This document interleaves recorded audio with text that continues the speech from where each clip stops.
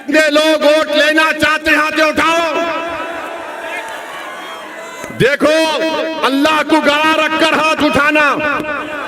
दोबारा पूछ रहा हूं, वोट लेने वाले बनोगे? ये डाइस पे बैठने वाले हाथ उठा रहे नहीं उठा रहे? ये नियत कर लो, आप नियत कर लो, इंशाअल्लाह बोलो कि अल्लाह हम वोट लेंगे इंशाअल्लाह ताला। क्या महाराष्ट्र से आप इंशाअल्लाह ताला महाराष्ट्र के आने वाले लोकसभा इलेक्शन में आप 3-4 मुस्लिम एमपी को कामयाब करेंगे? जोर से बोलो इंशाअल्लाह, जोर से बोलो। महाराष्ट्र से 4 मुस्लिम एमपी कामयाब करेंगे। मेरे भाई, किसके कामयाब करेंगे? किसके कामयाब करेंगे? किसके कामयाब करेंगे? आवाज नहीं आ रही, जोर से बोलो ताकि शिंदे को मालूम हो जाए, फडणवीस को मालूम हो जाए, शरद पवार को मालूम हो जाए, अमित शाह को मालूम हो जाए और मोदी को मालूम हो जाए कि महाराष्ट्र से मंजलिस के 4 मुस्लिम एमपी कामयाब होंगे इंशाअल्लाह। ये चीज पैदा करो। ये सेलफोन लाइटा लगाना नहीं है अभी। दिमाग में बत्ती जलाओ, दिमाग को खोलो, सीने को चौड़ा करो, डर डर कर घुट घुट कर जिंदगी मत गुजारो, शेरों की तरह जिंदगी गुजारो। ये जिंदगी चंद दिनों की है, गुलामी करने के लिए नहीं है। क्या तुम नहीं देख रहे मेरे भाई कि अशोक राव जो मुझे गाली देते थे, उनके चमचे जो मुझे गाली देते थे, आज मोदी के पैरों के पास बैठकर गपागप चाय पी रहे हैं।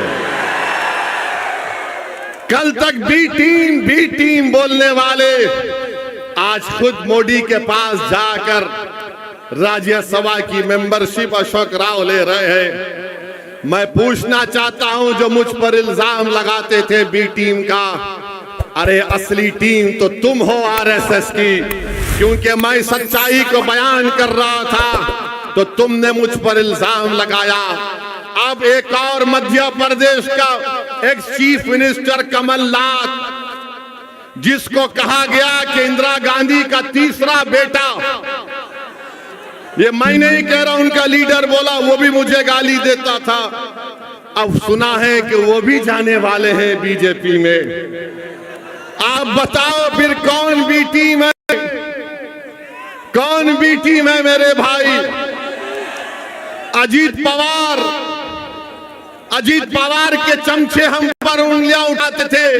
असदुद्दीन ओवैसी आएगा तो फुला कर देगा। मैं बोलता था याद रखो, अल्लाह इनके चेहरों को दिखाएगा।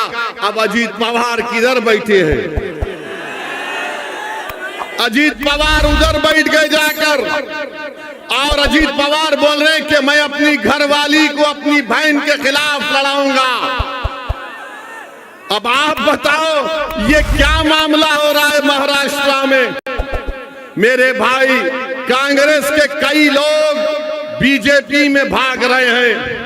एक उनका बंबई का लीडर, एक उनका लीडर है, बड़ा नमूना है। उसको खाली इफ्तार की दावत याद आती, उसके आगे पीछे कुछ भी नहीं।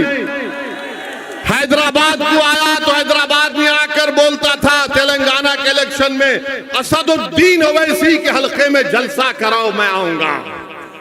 मंजलिस के खिलाफ करो, मंजलिस को रोको। अरे बेशरम, 1.5 महीने में तू चला गया बीजेपी के साथ। कहां गया तुम्हारा वो ईमान और गैरत की बातें करने वाले? वो चले गए। अब वहां पर बैठकर हमको, वो यहां थे पुरानी पार्टी में असदुद्दीन ओवैसी, इम्तियाज जलील बी टीम। मेरे भाई याद रखो, हमेशा नुकसान हमको मुसलमानों से पहुंचा। टीपू सुल्तान को शहीद करने वाले, गद्दारी करने वाले कौन? मुसलमान। सिराजुद्दौला को धोखा देने वाले कौन? मुसलमान। करबला के मैदान में इमाम हुसैन को शहीद करने वाले कौन मुसलमान? करबला के मैदान में आले रसूल पर पानी बंद करने वाले कौन मुसलमान? इमाम हुसैन के साथ नमाज साथ पढ़ते और नमाज के बाद तलवार उठाते। मेरे भाई याद रखो, अपने सफों में जो मुनाफिकीन छुपे हुए उनको पहचानो। आपके और हमारे सफों में जो मोदी, अमित शाह और ये तमाम पार्टियों के लोग छुपे हुए इन आस्तीन के सांप को पहचानो। इनको तुम पहचान लो, कामयाबी तुम्हारे कदम को चूम लेगी। तुम पहचानो तुम्हारी सफों में कौन तुम्हारा दोस्त है, कौन तुम्हारा दुश्मन है। पार्लियामेंट में हमने एक मुस्लिम एमपी हैं, किसी और पार्टी के नाम नहीं लूंगा, पार्लियामेंट में बहस हो रही थी। मुझे फोन किए, ओवैसी साहब आज आप पार्लियामेंट जा रहे? मैंने कहा जाऊंगा, आखिरी दिन है। बोले वो डिबेट हो रही उसके ऊपर, मैं आपकी तकरीर सुनूंगा। मैंने आप भी आओ, आकर बैठो। बोले नहीं हमारी पार्टी बोली नहीं जाना। और जब मैंने पार्लियामेंट में ये जितने कांग्रेस के, राष्ट्रवादी के, ये जितने सेक्युलर लोग हैं, इनसे एक ही सवाल करना आइंदा जब आएंगे आपके पास, इनसे एक ही बात पूछो, क्या तुम अपनी जबान से बाबरी मस्जिद बोल सकते? नहीं बोल सकते? पूछो इन लोगों से, पूछो इन लोगों से।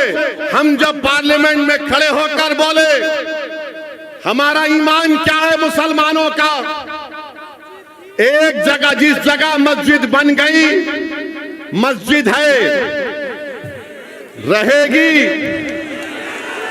और जब क़यामत आएगी तो अल्लाह पहले दुनिया के मसाजिद को उठा लेगा, उसके बाद दुनिया का खात्मा होगा।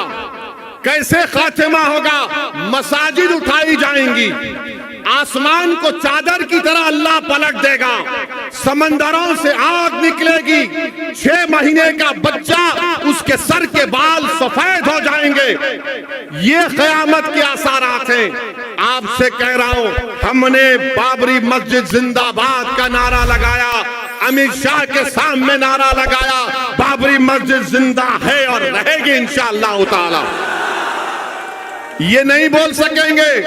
अब ये बात क्या बोलेंगे सेकुलर पार्टी गठबंधन के लोग, महाविकास के, ये भड़काऊ भाषण देता है। अरे भड़काऊ भाषण नहीं दे रहा हूं। क्या तुम्हारे दिलों में जो जज्बात छुपे हुए मैं उसको बयान कर रहा हूं या नहीं कर रहा हूं? बताओ मुझे।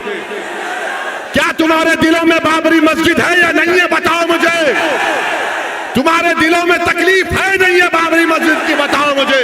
अगर है तो नारा लगाओ मेरे साथ, नारे तकबीर। अब कल